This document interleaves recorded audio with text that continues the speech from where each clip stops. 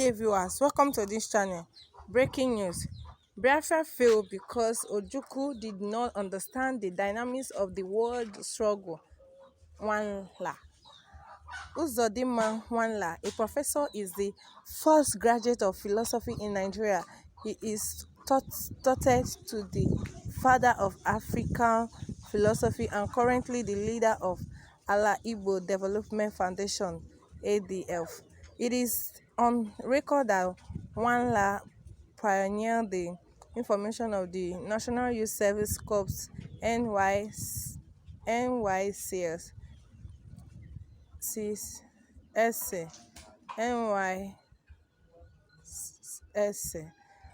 and played a huge role in what is today known as Modern Academic Staff Union University (ASU), which is served as Executive National Secretary.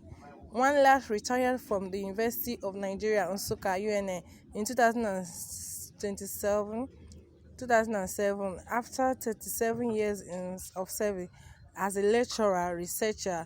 In his interview with Godfrey Oforo, he spoke on so many national issues, especially on the Igbo nation and the way forward. As what was growing up like for you and your early education? It has a lot of stories behind it. I resisted being a priest on different occasions. I never went to secondary school. I went to Teachers Training College Olokoro, Umuahia, where I did my grade 3. From there, I went to Government Teacher Training College (TTC) Uyo for higher elementary, but left after just 4 months because by the time I had scored 6 papers in GCE, which was enough to enter the university in the early 1961.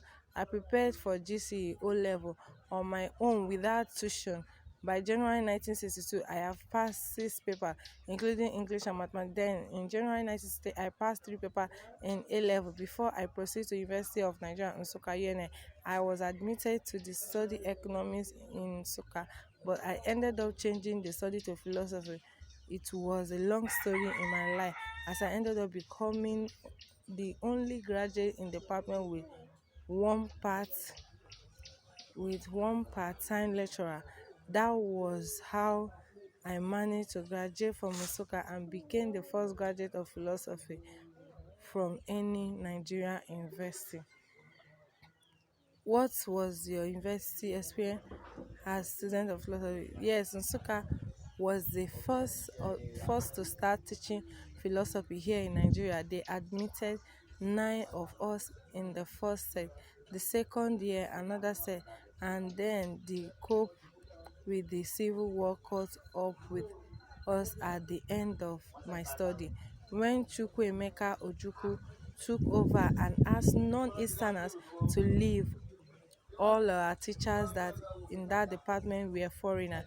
When they left, there was no teacher to teach us, and we were asked to change to other courses. Some of my colleagues switched over to political science, economy, other courses, but I refused to change my course. I insisted that I must complete my course in philosophy because I have spent years, no matter how they want to do it. The issue was debated, and luckily I had the support of some great nationalists like Emmanuel Obichina and others. So they went to the Senate and spoke on my behalf and said that this boy is the only evidence we have that we started philosophy before any other university around us. They said my case is genuine and that I need to graduate as scheduled.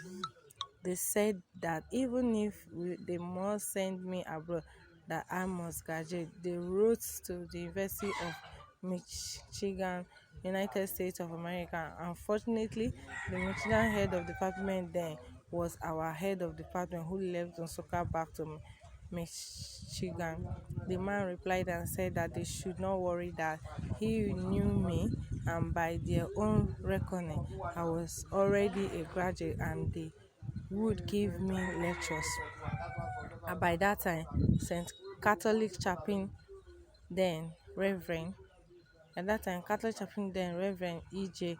Machon said that he studied philosophy of mathematics, philosophy of law, and philosophy of history, and said that he could take me on these courses, which were my final year courses. So the university held him at, as a part-time lecturer for me, and the only full-time student left in the department. That was how I managed to graduate, and there were other obstacles I had, but I came out successful. As of that point, I was poisoned and I had to stay in the hospital in Port Harcourt, and the part-time lecturer was coming there to teach me. In one of our discussion, when I was planning my project, he said to me, Tim, you are fond of relating our discussion in philosophy to African experience. You are fond of giving examples of African culture and so on. Why don't you pick a topic like the thought pattern of the Igbos as your research topic? I quickly grabbed it and began my research. In fact, I submitted my project handwritten because I could not type it then. I returned to Nsukka in a month and two before graduation, did every other necessary thing, and graduated. We were caught up by the Civil War. One great thing Nsukka did for me from our generation was to make us great African nationalists in the environment of Nsukka.